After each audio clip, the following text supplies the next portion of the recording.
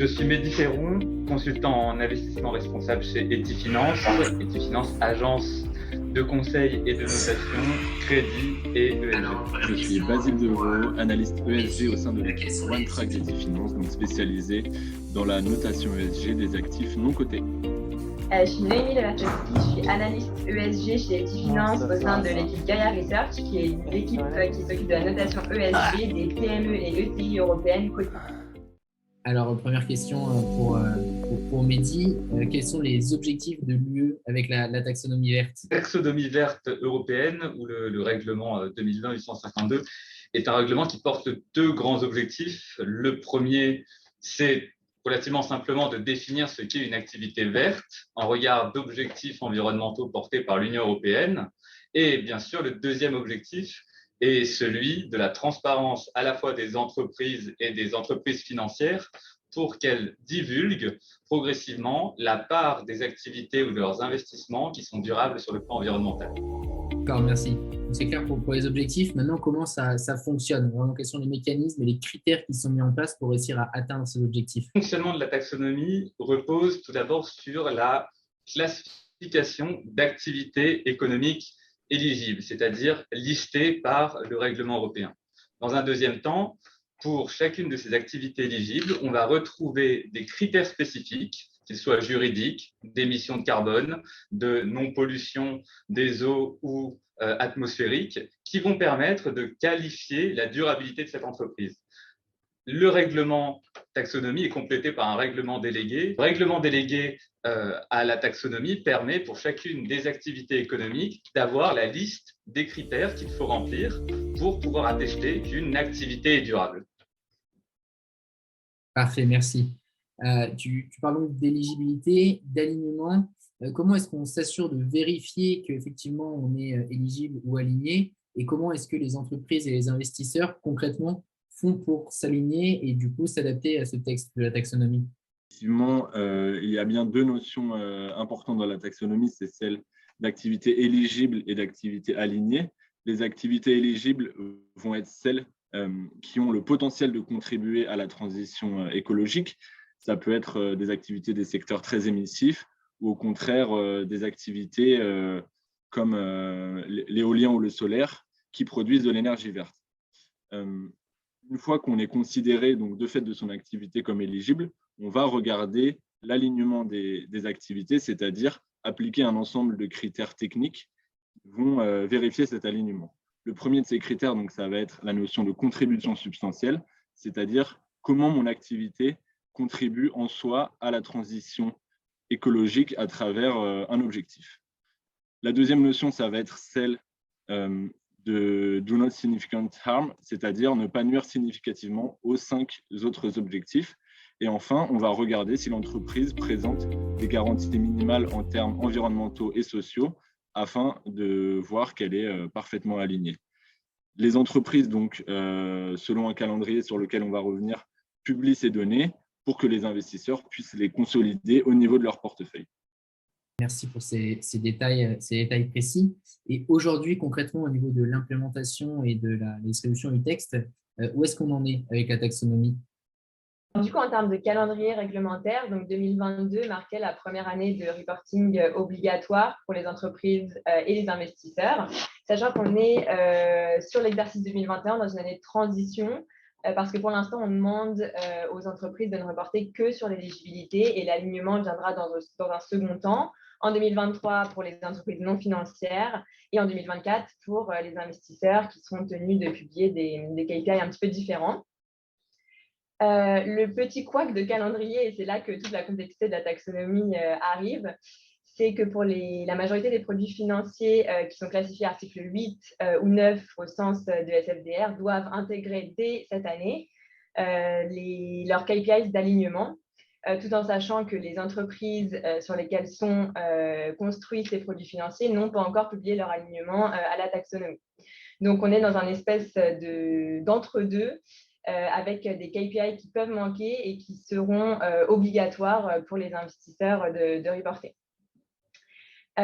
Donc, nous, en tant qu'agence de notation, on a fait ce travail d'éplucher les documents publics des entreprises Et on a été agréablement surpris sur la quantité de reporting taxonomique qu'on a pu lire. Pour être honnête, on se préparait à ce que les entreprises n'aient pas vraiment, pour l'instant, mis en place ce reporting parce que c'est un reporting qui est inédit, qui est extrêmement complexe. Les guidelines n'ont pas toujours été très claires et surtout, elles sont arrivées très tard et très proches de la date de reporting obligatoire sur l'année 2022.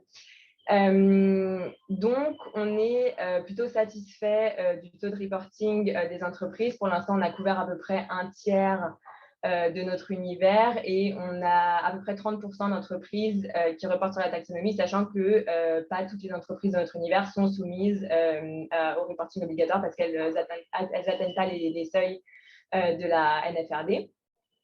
Alors là où on a remarqué en revanche des manquements au reporting ou peut-être des inexactitudes, c'est qu'on a l'impression qu'il y a eu quand même beaucoup d'incompréhension dans le règlement. On a parfois des entreprises qui confondent encore éligibilité et alignement. On a des entreprises qui ne reportent que sur un des deux objectifs ou bien qui ont agrégé en fait leur KPI d'alignement ou d'éligibilité aux deux objectifs. Et surtout, beaucoup d'entreprises qui n'ont pas nécessairement respecté le template de reporting qui avait été fourni par la commission et qui, je crois, sera obligatoire à partir de 2022. Donc, il va y avoir beaucoup de changements, en tout cas dans le fond du reporting et dans son format.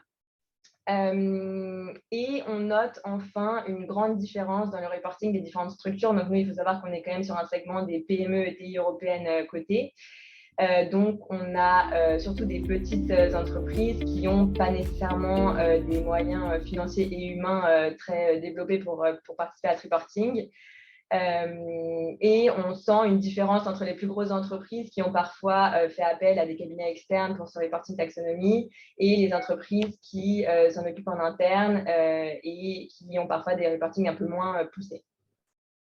D'accord, merci beaucoup Noémie. Je pense que c'est un peu plus clair maintenant au niveau du calendrier, à quoi ça ressemble et surtout des différentes difficultés que peuvent avoir les entreprises pour se conformer au texte.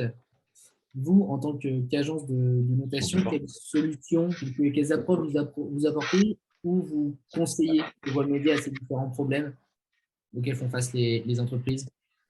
En effet, du travail qu'on a pu faire d'accompagnement et d'analyse des indicateurs taxonomie, on peut à la fois identifier des choses très positives, c'est-à-dire la mise en place de ce règlement qui, in fine, a pour volonté de classifier les activités économiques exercées de façon durable. Donc, on est quand même très agréablement surpris de voir que les entreprises se plient au jeu. La plus grande limite qu'on voit actuellement, c'est au niveau des investisseurs.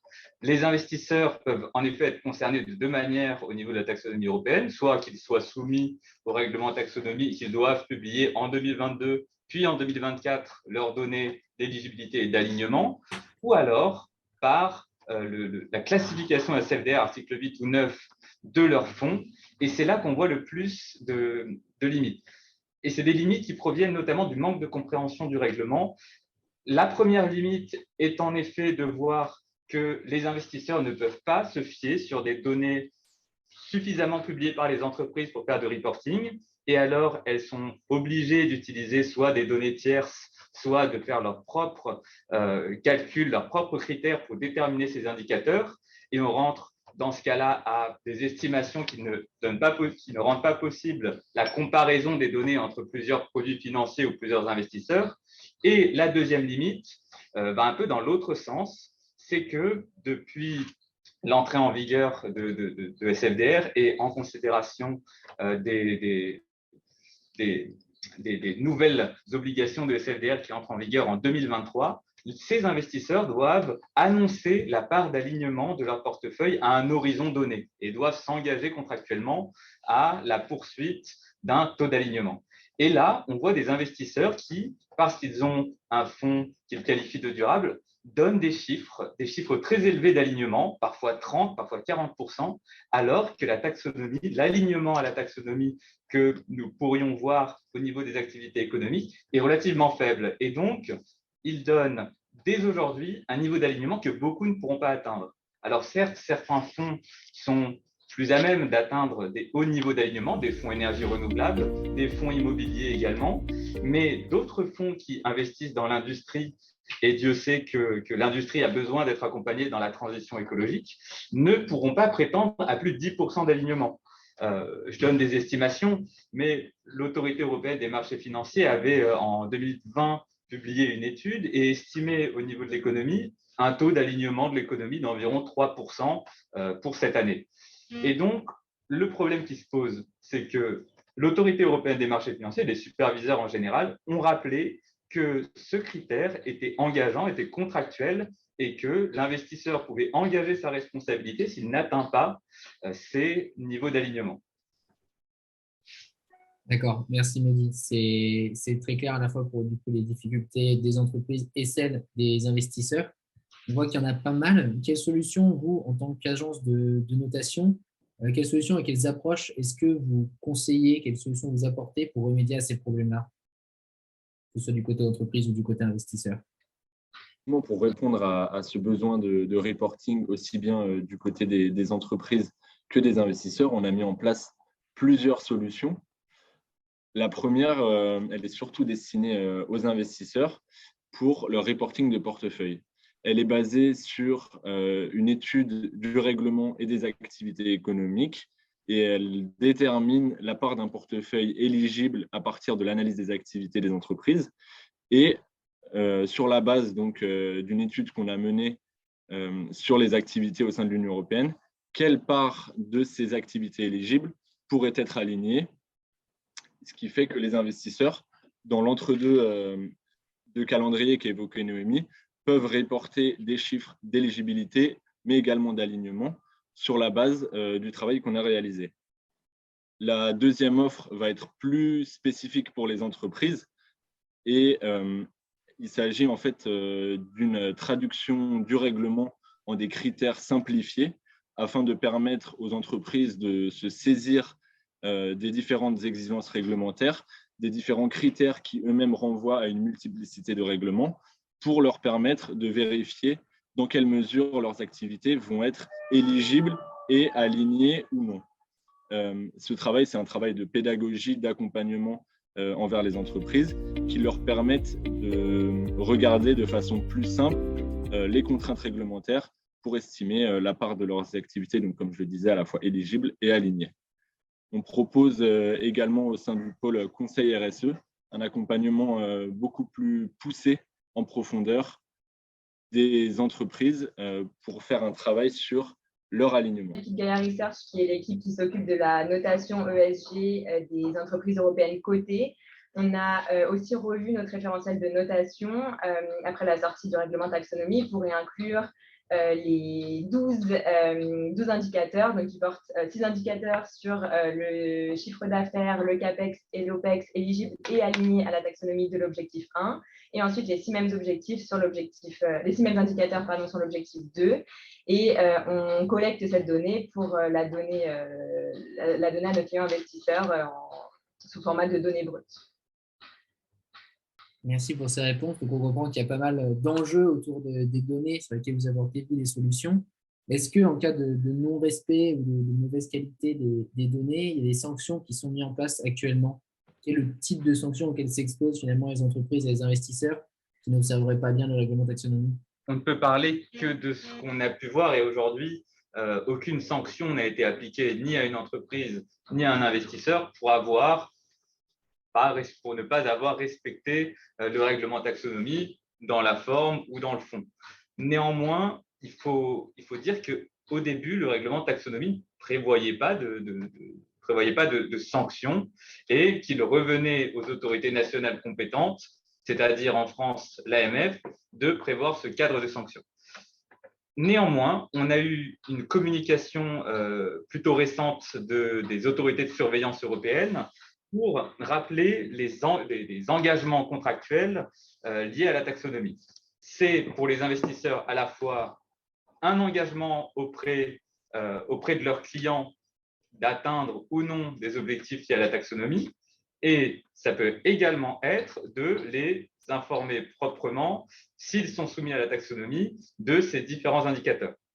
On peut donc imaginer que bien sûr, on attend que l'autorité des marchés financiers finalise sa doctrine et pose clairement le cadre de sanctions qui pourra devenir pour les investisseurs, mais on pourrait tout à fait imaginer qu'il s'agirait du régime de l'information trompeuse pour les entreprises financières qui utiliseraient des modèles approximatifs qui feraient des estimations qui se détournent de la réalité de la durabilité de leurs investissements. Et ça pourrait également être des sanctions pour manquement si une entreprise financière ne publie pas ses indicateurs si elle ne publie pas ces indicateurs qu'elle doit publier dans le cadre du champ d'application du règlement taxonomie ou SFDR. En fait, ce qui est très intéressant dans le règlement taxonomie, c'est que pour une fois, on n'est pas nécessairement sur un règlement qui a une valeur punitive ou dont le but est de mettre des sanctions sur les entreprises qui ne respecteraient pas tel ou tel critère.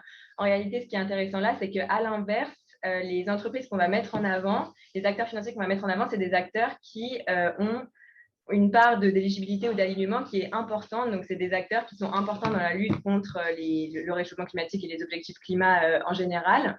Et donc, le but réel, c'est de réallouer les flux financiers vers des activités durables. Et donc, on ne doit pas nécessairement réfléchir uniquement en termes de sanctions, mais aussi comprendre qu'en réalité, participer à la reporting taxonomie, ça va permettre dans le futur aux entreprises d'avoir accès à des financements qui seront sûrement facilités et qui auront pour but de mettre en avant ces entreprises qui participent de façon positive à la lutte contre le changement climatique. Donc, on a un bon overview de ce qui se passe en termes de mécanismes, d'objectifs, de sanctions, d'enjeux pour les entreprises. Maintenant, une question un petit peu plus ouverte. Est-ce que grâce à la taxonomie, on se dirige maintenant vers la fin du greenwashing pour les entreprises et pour le domaine financier? Notre point de vue est que la taxonomie, telle qu'elle existe aujourd'hui, est le règlement anti-greenwashing par excellence. Elle suit directement l'entrée en application du règlement SFDR qui a pu permettre aux investisseurs de classifier leurs produits financiers comme durables de leur propre initiative en respectant bien sûr certaines règles. Et la taxonomie vient maintenant contraindre, obliger ou permettre à ces investisseurs de devoir prouver au travers d'une norme partagée au niveau de l'Union européenne quelle est la durabilité environnementale de leurs investissements. On passe donc de normes qui permettaient beaucoup d'approches qualitatives en expliquant quels objectifs étaient poursuivis au niveau d'un fonds pour aujourd'hui arriver dans une donnée concrète, une donnée comparable qui s'exprime en pourcentage, en valeur absolue, à la fois bien sûr sur le chiffre d'affaires pour voir pour une entreprise comment elle génère du chiffre d'affaires d'activité durable, mais également au niveau de dépenses d'investissement, c'est-à-dire pour voir la tendance, les investissements réalisés pour transformer le modèle d'affaires vers des objectifs de durabilité. Alors, bien sûr, on voit beaucoup de débats émerger aujourd'hui sur la taxonomie après cette intégration de certaines activités. On pense au gaz et au nucléaire. Je pense qu'il y a beaucoup de débats, mais comme on a pu l'aborder, le gaz et le nucléaire sont entrés comme activités éligibles et il y a bien sûr des critères très, très compliqués à atteindre pour que ces activités soient alignées. Bien sûr que oui, on pourrait considérer que ces critères ne sont pas suffisamment exigeants, mais je laisse la parole aux experts. Néanmoins, on ne peut pas dire que les critères sur l'ensemble des autres activités économiques ne sont pas exigeants. Aujourd'hui, l'autorité européenne des marchés financiers estime à 3% l'alignement de l'économie. Bien sûr, c'est un chiffre assez bas, mais c'est un règlement qui va nous suivre pendant plusieurs années. Les critères aujourd'hui sont suffisamment durs et à même d'accompagner à la fois les entreprises et les investisseurs pour augmenter le niveau de leurs indicateurs et contribuer à des investissements, des activités plus durables au niveau environnemental. La taxonomie est un bel outil de lutte contre le greenwashing puisqu'elle a pour but de créer un langage commun à l'ensemble des acteurs économiques et en particulier financiers. Et j'ajouterais qu'elle a aussi une portée mondiale étant donné que d'autres pays, à la suite de l'Union européenne, ont pu mettre en place une taxonomie verte des activités. Je pense par exemple à l'Afrique du Sud ou à la Colombie ou encore au Canada, qui sont en train de mettre en place ou qui ont pour projet de mettre en place un tel système de classification. Et donc, on va dire que l'Europe donne le ton en la matière et la complexité des critères est certes difficile à appréhender, mais elle prouve à quel point la taxonomie est exigeante et a un potentiel de démarcation des activités, de classification des activités pour bien repérer quelle activité est durable au sens de critères très précis. Donc voilà son avantage et sa portée qui peut être aussi internationale d'un certain point de vue.